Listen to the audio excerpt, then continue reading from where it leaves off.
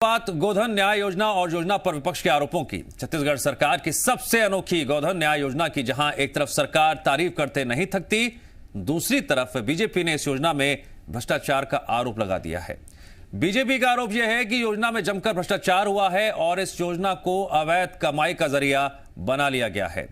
कांग्रेस का जवाब है, पहले बीजेपी योजना के बारे में ठीक से पढ़ ले, उसके बाद ही किसी तरह का आरोप लगाए।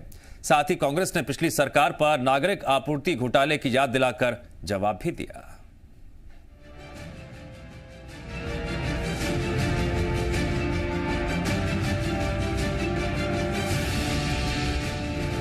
बघेल सरकार की सबसे अनोखी गोधन न्याय योजना पर अब सियासत शुरू हो गई है। जिस योजना को बघेल सरकार और छत्तीसगढ़ कांग्रेस गांव, गरीब और किसानों का भला करने वाली योजना बताती है, तो उसी योजना पर अब विपक्ष में बैठी बीजेपी ने सवाल खड़े कर दिए।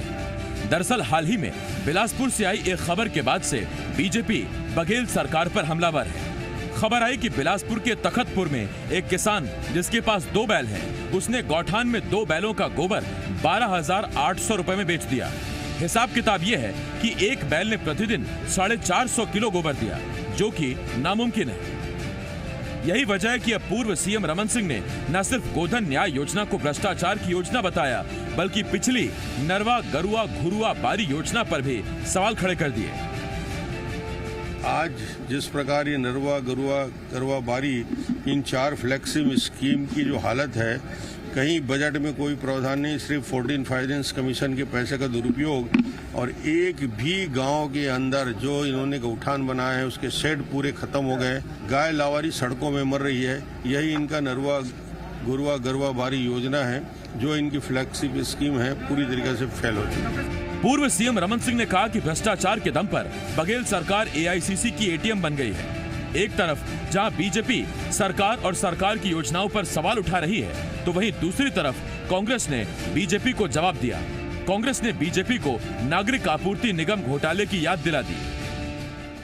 नरगल आरोप लगा रहे हैं, आए दिन उनके सब झूठे बयान चल रहे हैं। और डॉक्टर साहब, आपको और याद दिला दूं, 36,000 करोड़ का नान घोटाला हुआ, उसकी हम जांच करवा रही थी भूपेश बघेल की सरकार, लेकिन आप जांच का सामना करने के बजाय एक याचिका दायर की आपने हाईकोर्ट में, उसमें स्टे ले लिया। इससे बड़ी शर्म की बात हो सकती है? गोधन न्याय योजना का मकसद था गौपालकों की आर्थिक मदद करना और गौठानों के जरिए से हासिल गोबर से वर्मी कंपोस्ट खाद तैयार कर ऑर्गेनिक खेती को बढ़ावा देना। मगर अब योजना में तखतपुर से आई खबर के बाद से विपक्ष सवाल खड़े कर रहा है, और ये ऐसे वक्त में हो रहा है जब हाल ही में सरकार ने गोधन न्याय योजना की एक और किस्त जारी की।